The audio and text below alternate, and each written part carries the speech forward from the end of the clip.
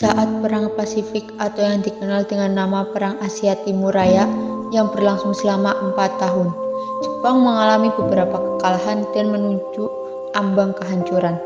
6 Agustus dan 9 Agustus tahun 1945, Hiroshima dan Nagasaki dibom oleh sekutu membuat Jepang semakin terperosok dalam lubang kekalahan.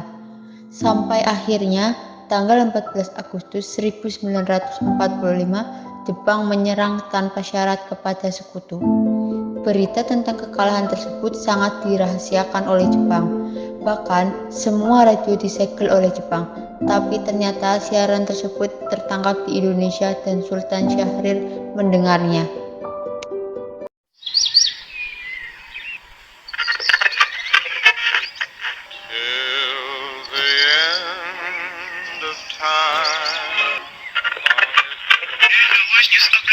Japan was surrendered unconditionally to the West. One of the reasons was the bombing of Hiroshima and Nagasaki on August 6 and 1945 by the West. As a result, Japan lost most of its troops and troops.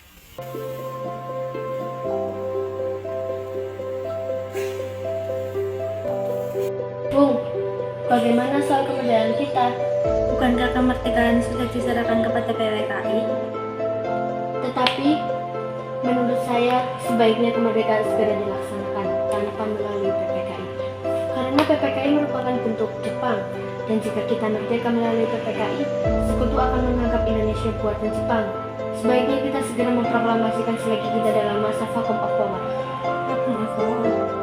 Saya mendengar dari radio bahwa Jepang telah menyerang kepada sekutu.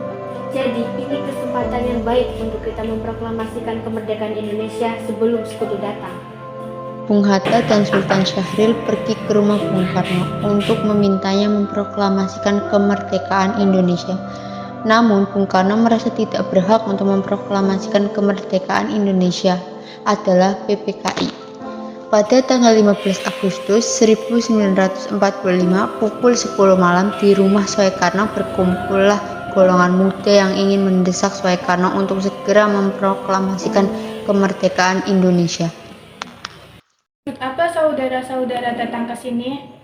Saya mendengar kekalahan Jepang atas sekutu dari radio divisi London di Bandung. Dari itu, kami dari golongan muda telah mengadakan rapat dan hasilnya semua setuju segera menyusun kemerdekaan Indonesia. Kita tidak bisa begitu saja memproklamasikan kemerdekaan Indonesia. Kita harus membicarakan dalam rapat PPKI.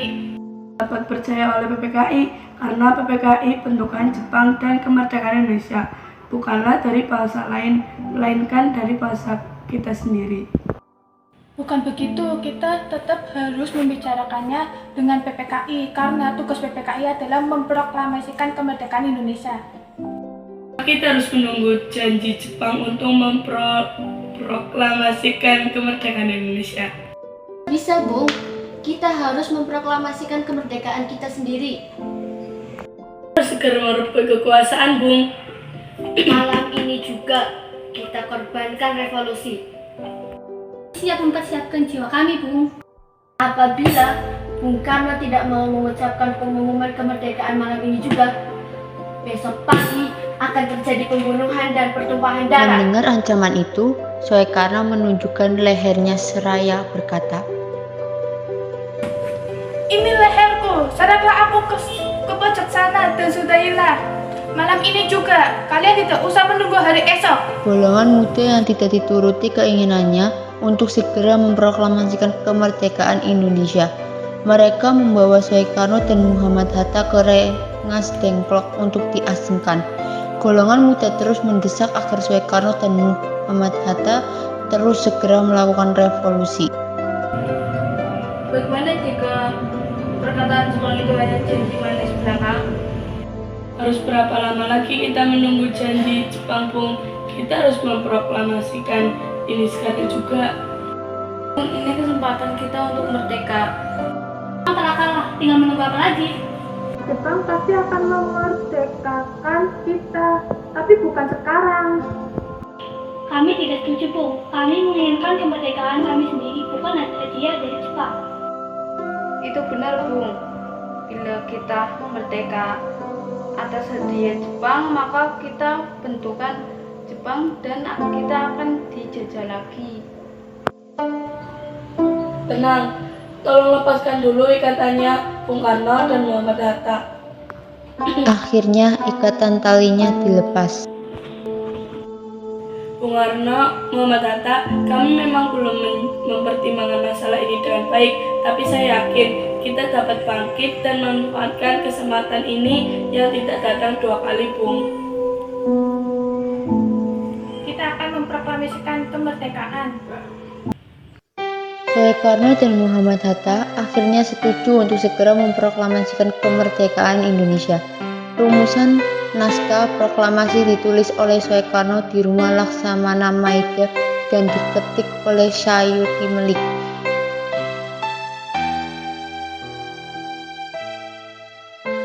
Tanggal 17 Agustus 1945, dini hari saat semua orang sibuk menyiapkan proklamasi kemerdekaan Indonesia, Soekarno meminta Fatmawati untuk menjahitkan bendera merah putih yang akan dikibarkan setelah proklamasi Indonesia. Dibacakan oleh Soekarno di depan rumahnya di Jalan Pegangsaan Timur nomor 56 Jakarta.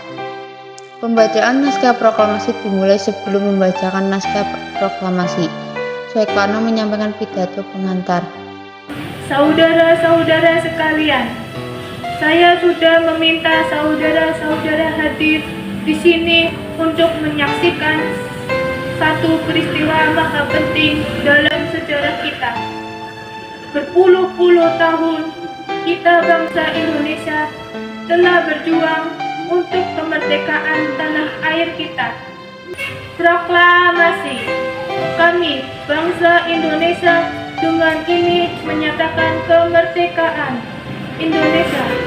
Hal-hal yang mengenai pemindahan kekuasaan dan lain-lain diselenggarakan dengan cara seksama dan dalam tempo yang sesingkat-singkatnya.